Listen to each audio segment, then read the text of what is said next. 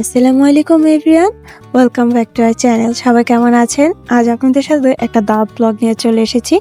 তো যেহেতু রমজান মাস চলতেছে, তো এখানে আমার আম্মু দাওয়াত দিয়েছে আমাদেরকে। আমার শ্বশুর শাশুড়ি, আমি এবং আমার ননদ, আমার ছেলে মেয়ে, আমরা সবাই এসেছি দাওয়াত খাওয়ার জন্য। তো আমি চলে আসলাম সকালবেলায় 11টা সাড়ে 11টার দিকে। তো যেহেতু আমার আম্মু বাসায় একা আর আমার নানু, তো চলে এসেছি যে হয়তো কিছু টুকটাক হেল্প হবে। তো এখানে আমি এসে সবকিছু আম্মুর সাথে দেখলাম আর কি, কিছু জিনিস আমিও রেডি করলাম। তো আজকের এই ব্লগটা আশা করছি আপনাদের সবার কাছে ভালো লাগবে, এবং ভালো লাগলে অবশ্যই কিন্তু লাইক কমেন্ট শেয়ার করতে ভুলবেন না।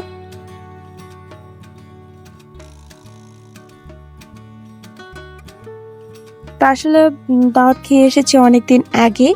ব্লগটা আর আপনাদের সাথে শেয়ার করা হয়নি।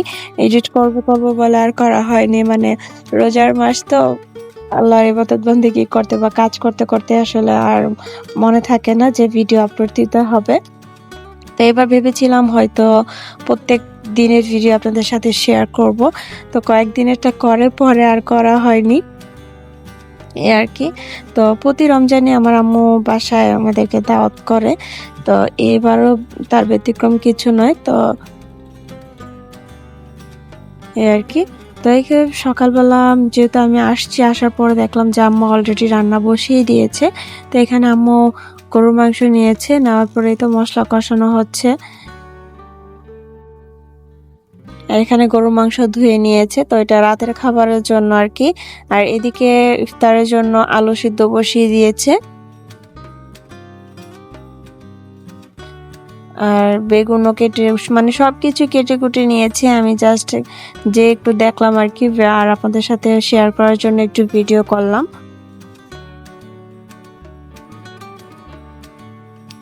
আর এদিকে হচ্ছে করলা ভাজিটা বসাবে।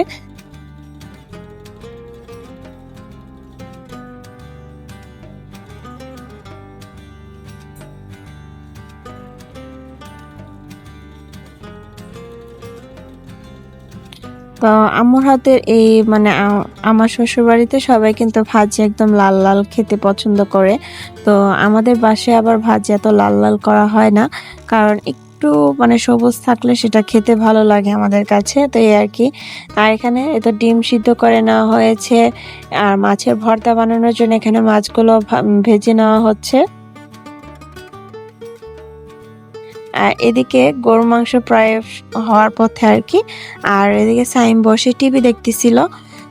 তো এদিকে আমার নানু এই আলুগুলা যে ভর্তাটা করা দরকার ছিল সেই ভর্তাটা করে রেখেছে। আমি শুধু এখন চপগুলা বানাবো।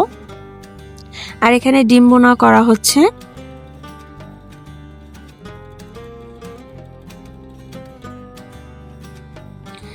তো ডিম বোনা করা শেষে ছোলা বোনা করা হচ্ছে। এখন শুধু ইফতার আইটেমগুলো বানানো হবে, কারণ রাতের খাবারের আয়োজন কিন্তু অলরেডি করে ফেলা হয়েছে।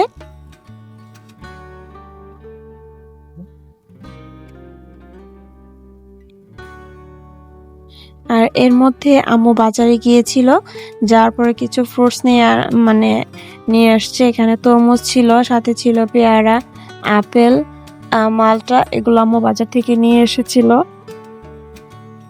তো ঘরে রান্না বসিয়ে দিয়ে বললো যে আমি যে বাজার থেকে আসি, ফলগুলা নিয়ে আসে, কারণ ইফতারের সময় ফল না হলে কিন্তু হয় না। আর বিশেষ করে সাইম তরমুজ খেতে চেয়েছিল, যার কারণে ওর জন্য তরমুজ আনা হয়েছে।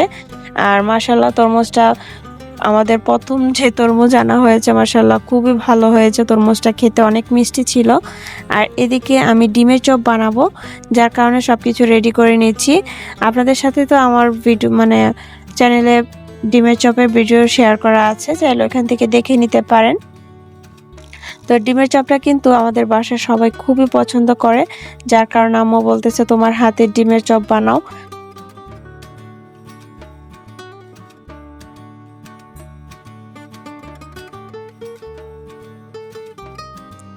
তো এই ডিমের চপটা খেতে কিন্তু খুবই মজার হয়ে থাকে। তো বানিয়ে আসলে সার্থক হওয়া যায়, কারণ সবাই খুব পছন্দ করে ডিমের চপটা।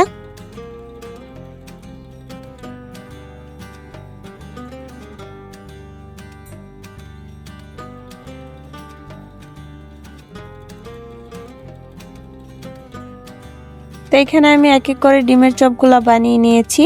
আর এদিকে আম্মু হচ্ছে যে মাছ ভেজে নিয়েছিল ভর্তা করার জন্য, সেই মাছগুলোকে এখানে ভর্তা করে নিচ্ছে।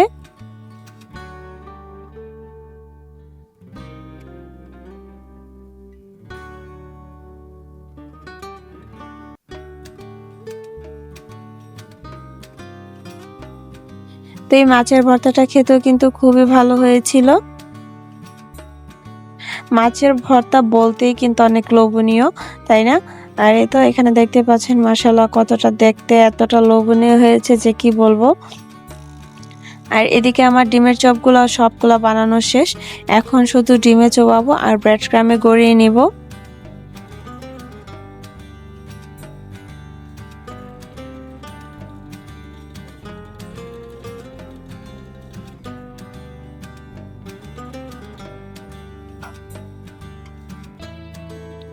তো এইভাবে করে এক এক করে ডিমের চপগুলো আমি এভাবে ডিমে চবিয়ে তারপর ব্রেড ক্রামে গড়িয়ে নিব আর কি।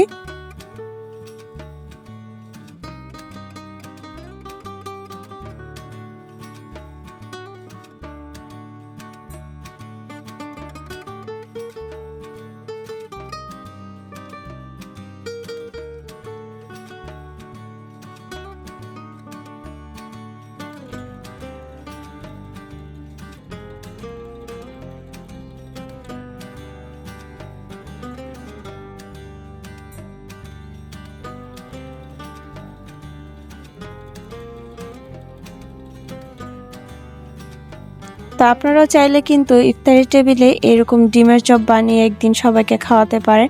আশা করছি কেউ নিরাশ হবেন না এবং প্রশংসা কিন্তু পেতে বাধ্য হবেন। আর এদিকে যে বেগুনি আলুর চপ ওগুলা বানানো দরকার ছিল ইফতারের জন্য, এগুলা বানানো হচ্ছে।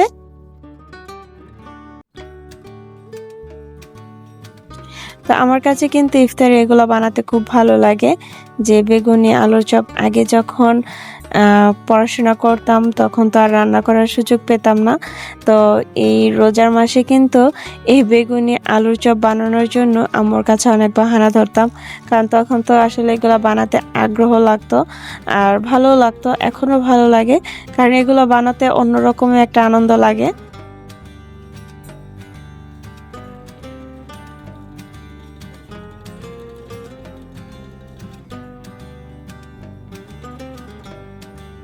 তো এখন আলুর চপগুলো দিয়ে দিচ্ছি।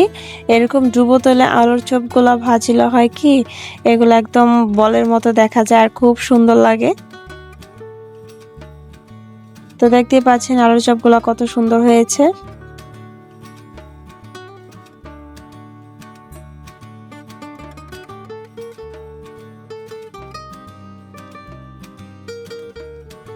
তো এখানে সবশেষে আমি যে ডিমের চপগুলা ছিল এগুলা ভেজে নিচ্ছি। ডিমের চপগুলা ভাজা হওয়ার পরে আমি পেঁয়াজগুলা ভেজে নেব। আসলে সবকিছু রেডি করে দিলে রান্না করতে কিন্তু টাইম লাগে না। তো যেহেতু আমি এসে দেখি আম্মু সবকিছু রেডি করে ফেলেছে, আমি জাস্ট এসে একটু ভাজা পোড়ি কাজটা করলাম এই আর কি।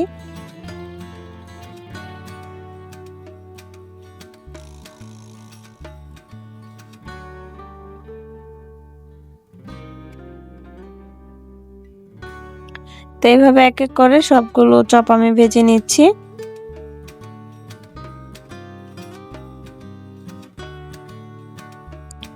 তো এখন যেগুলো ভাজা হয়েছে এগুলো আমি একটা প্লেটে নিয়ে নিব। তো বেগুনগুলো কিন্তু খুবই মচমচে হয়েছিল। আমি প্লেটে নিচ্ছি তখনই খুবই মানে দেখতেই বোঝা যাচ্ছে। তো দেখতেই পাচ্ছেন। আর আরেক প্লেটে আমি আলুর চপগুলো নিয়ে নিলাম।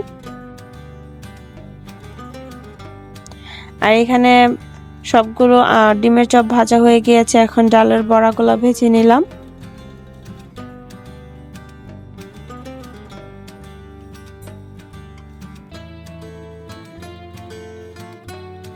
আর এদিকে হচ্ছে আমি এদিকে যে সোফা সেটটা ছিল সেটা বের করে নিয়েছি, এতে করে কিন্তু সবাই ইফতারের সময় বসতে সুবিধা হবে, যার কারণে সোফা সেটগুলো আমি বের করে ডাইনিং রুমে নিয়ে এসেছি। আর এদিকে এক পাতিল শরবত বানিয়ে নিয়েছি।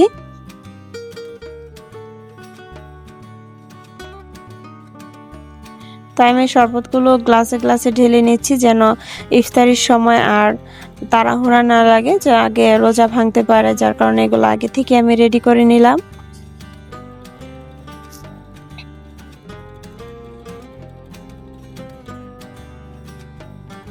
আর এদিকে আম্মু সব ফল কেটে নিয়েছে, এখানে তরমুজ, মালটা, তারপর ছিল আপেল আর ছিল পেয়ারা। এই সব কিছু আম্মু কেটে কুটে বসে বসে রয়েছে আর কি। আর এদিকে আমার ননদের ছেলে হামজা, আমার ননদের বড় মেয়ে, ওরা চলে এসেছে।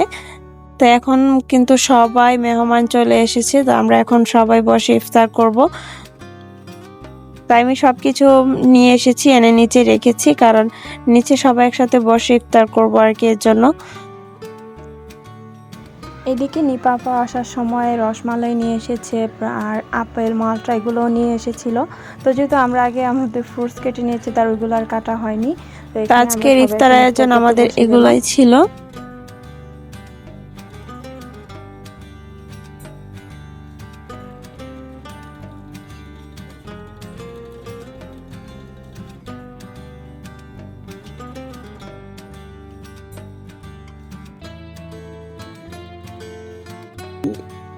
এগুলো এখন ভালো করে ভেঙে মুড়ির সাথে মেখে নিবে আর কি।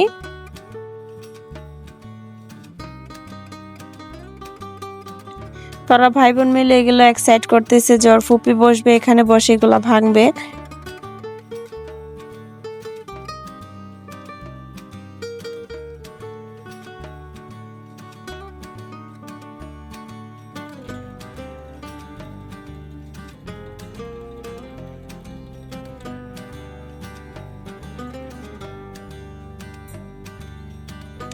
তো এখানে কিন্তু মাশাআল্লাহ অনেক ইফতার বানানো হয়েছিল, আমরা খেয়ে শেষ করতে পারিনি।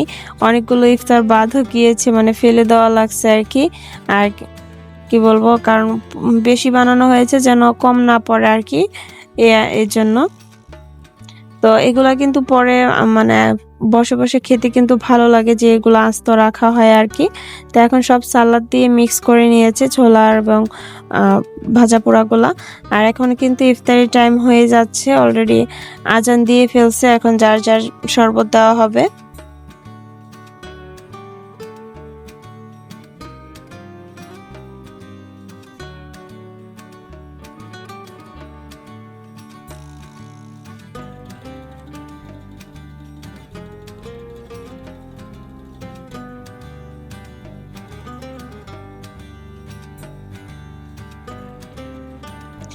তো এই তো সবাইকে মুড়ি মাখা দিয়ে দেওয়া হচ্ছে প্লেটে প্লেটে।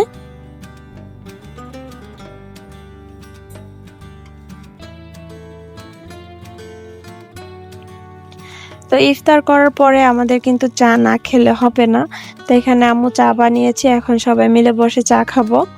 চা খাওয়ার পরে একটু জিরিয়ে তারপর আমরা রাতের খাবার খেয়ে আবার বাসায় চলে আসব, কারণ আমার সাইমের পরীক্ষা শুরু হয়ে গিয়েছে।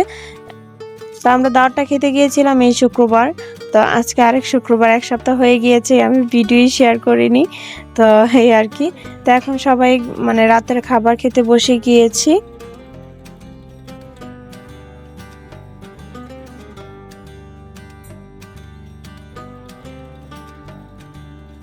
তো রাতের খাবারটা খেয়ে আমরা বাসায় চলে গিয়েছিলাম। তো আজকের এই ব্লগটা আপনাদের কাছে কেমন লাগলো কমেন্ট করে কিন্তু জানাতে ভুলবেন না।